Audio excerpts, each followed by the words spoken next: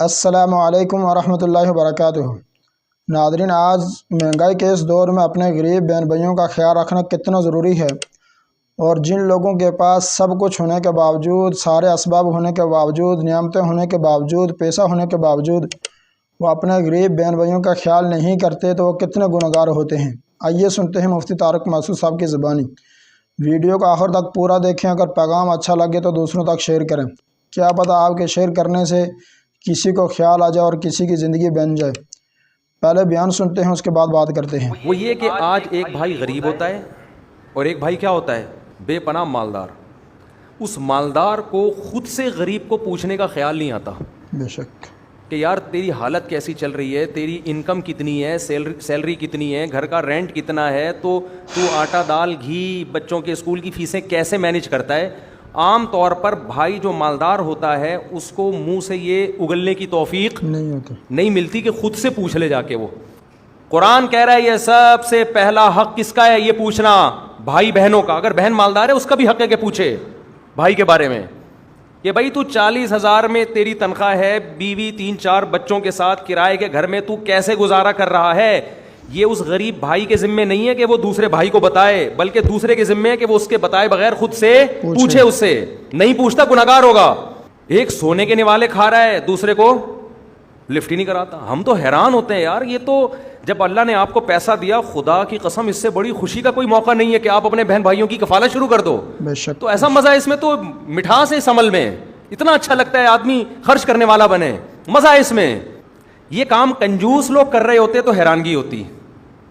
کنجوس آدمی کر رہا ہوتا نا کہ جو کہیں بھی خرچ نہیں کرتا، تو انسان کہتا ہے کنجوس تو ایسے ہی ہوتے ہیں۔ کیا خیال ہے؟ کنجوس تو اپنے اوپر خرچ نہیں کرتا، تو بھائی پہ کہاں خرچ کرے گا؟ لیکن یہ کام وہ لوگ کر رہے ہیں جو حج عمروں پہ دبا کے پیسہ خرچ کرتے ہیں، اتنے بڑے بڑے کٹے لاتے ہیں قربانی میں، صحیح ہے، شادی بیاہ پہ یہ اڑاتے ہیں پیسہ، بالکل عیدی سینٹر میں دیتے ہیں پیسہ، ٹرسٹوں میں دیتے ہیں، دینا چاہیے، منع نہیں کر رہا میں آپ کو۔ سب سے پہلا حق کس کا ہے میرے بھائی؟ آپ کے بہن بھائیوں کا حق ہے۔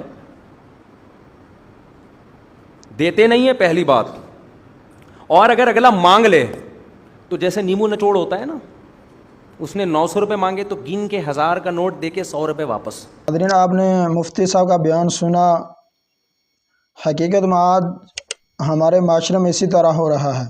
ہم نوافل پہ، نفلی عبادات پہ اتنا خرچ کرتے ہیں، جس طرح ایک بندے پہ حج فرض تھا، اس نے حج فرض ادا کر دیا، اس کے بعد نفلی حج کرنا یا عمرے پہ جانا یا کوئی اس طرح نفلی صدقہ خیرات کرنا اور اپنے غریب بہن بھائیوں سے منہ پھیر لینا، یہ کتنی بڑی افسوس کی بات ہے۔ سب سے زیادہ حقدار اپنے غریب بہن بھائی ہوتے ہیں۔ جب ان کو پوری سہولیات آدمی دے دے، ان کی ضروریات کو پوری کر دے، اس کے بعد اگر کوئی دوسرے تیسرے پر اگر بندہ خرچ کرے تو خرچ کرنا بھی چاہیے، لیکن سب سے پہلے حقدار اپنے بہن بھائی ہوتے ہیں۔ ان کو چھوڑ کر کسی دوسرے پر خرچ کرنا صرف اپنے واہ کے لیے، یہ عمل تو پھر ریاکاری میں آتا ہے، اور حدیث پاک کا مفہوم ہے کہ جو ریاکاری سے صدقہ دیتا ہے وہ مشرک ہو جاتا ہے، اور جو ریاکاری سے نماز پڑھتا ہے وہ بھی مشرک ہو جاتا ہے، اور جو ریاکاری سے کوئی بھی عمل کرتا ہے وہ مشرک ہو جاتا ہے۔ یعنی کہ وہ کسی اور کے لیے، اس کے دکھلاوے کے لیے وہ کرتا ہے کہ مجھے لوگ بڑا صحیح کہیں، مجھے لوگ بڑا نمازی کہیں، یا مجھے لوگ بڑا کہیں کہ یہ ہر سال حج پہ جاتا ہے۔